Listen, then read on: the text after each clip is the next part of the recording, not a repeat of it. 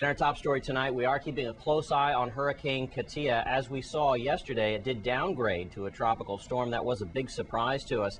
However, we don't want to let our guard down because it is expected to gear back up again into a hurricane and become that Category 3 hurricane that we were expecting it to become early this next week. Now we're seeing that becoming a hurricane Category 3 well into the middle of next week. At our current location, Hurricane Katia is a Category 1, is at 18.6 north, 53.8 west with 75-mile-per-hour winds. All models and indications tell us that it is going to move to the north and to the east, not going to affect us here in the Virgin Islands, although we are probably going to see some bands of the storm. That means we should be seeing some more rains coming off the storm, as well as some high sea swells coming off winds that come off of this storm. We will keep you posted here on News Channel 8 to any changes that happen with Hurricane Katia.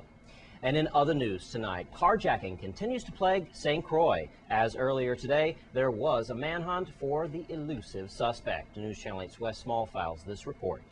Well, it's supposed to be a Labor Day weekend, the beginning of one anyway, and a Friday. Supposed to be easy going, but not for the news crew of Channel 8. Let me keep you up to date. It's around 11:30 in the morning. Channel 8 started to get calls around a half hour ago from witnesses that Barrett Spot, Strawberry, and this area of the highway in the Melvin Evans near Home Depot there, we have officers from various agencies, VIPD, Department of Licensing, Consumer Affairs, and other authorities. Obviously, they are beating the bushes for someone or something. You're going to see file footage as soon as News Channel 8 got here on the highway as the action begun.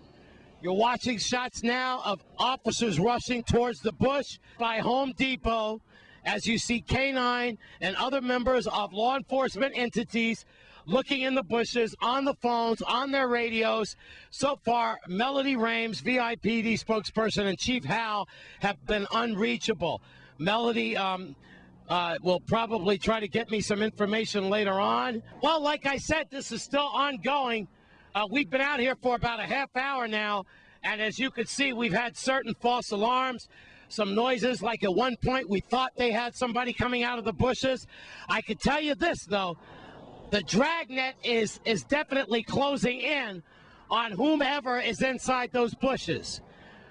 They definitely want to get those people behind bars before nightfall. We have a lot of loose suspects out. Remember the AK-47 wielding bandits from Cleopatra's. We also have murderers that are out on the streets, a lot of unsolved murders, and wanted suspects. So there's another vehicle. It's a myriad of things out here. Jerome, if we have anything more for you, we'll certainly give it to you. For now, look at all the police on the Melvin Evans Highway today. Near Home Depot, I'm Wes Small. Something's going on, my friends. Thanks, Wes. And also information given to us by Virgin Islands Police Department spokesperson Melody Rames tonight. This carjacking investigation is still ongoing, and there are many wanted suspects on the streets. If you have any information on this case or any other case, do not hesitate to call 1-800-222-TIPS or 911 or the police department at 712-6037. It's vitally important that we help get these criminals off the streets. And the Stop the Bleeding Foundation project is in full effect. News Channel 8's Wes Small has more. That's right, Jerome. Thank God it's Friday in the Sunday Market Square area. That's right, around St. Croix Foundation and revitalization and all that. Love is all there is. This is the Liati Project. Here, Miss Cheryl Francis and her son Kareem involved all underneath Stop the Bleeding Foundation, and Kareem is the producer, the coordinator. But Miss Francis, you're very happy. You're beaming today, absolutely glowing. Yes, because the theme song is coming out, and you'll tell everyone about the update. Thank you. Absolutely. Yes. First of all, I want to thank everyone for their support, their encouraging words. The music came out today on the radio. Everyone was so excited.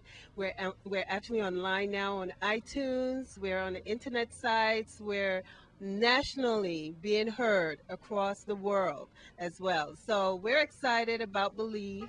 The whole focus for Believe is to help to uplift each and every one of our community, most especially our children, with positive messages and teaching them how to persevere, be determined, and while at the same time having fun and seeing that their beloved artists are doing just that, having fun, growing in the music and the sounds that they're imparting to them, just for them. So we're having a great time. Wonderful on that, Miss Francis. Kareem, echoing your mom's thoughts on that, and you know, this is a great time to do this. I have to tell you, with what's going on with the youth, not only here, but just all over the world. They're looking for direction. We're actually losing generations as we speak. So how can we all get on board on this, and iTunes or whatever? How can people find out more about it? Yep. Well, thank you. I'm very excited today because, like Mom said, you know, the song Believe released today.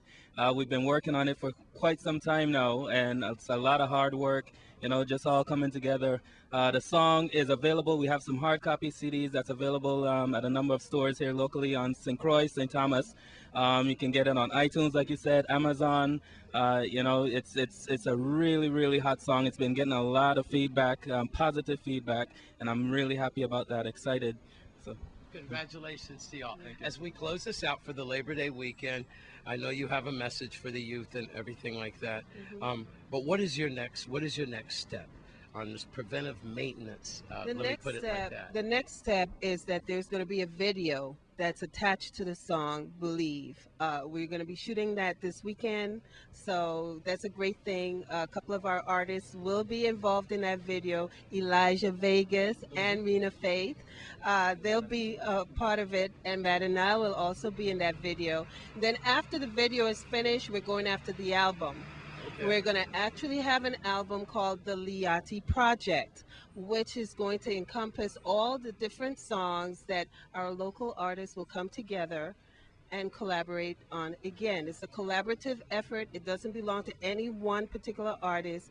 It belongs to the children of the Virgin Islands. So Wonderful. We're excited about that too. Have a great weekend. I'm Wes Small for News Channel 8. And we want to thank Miss Francis for her project, and best of luck on the Liati project as well.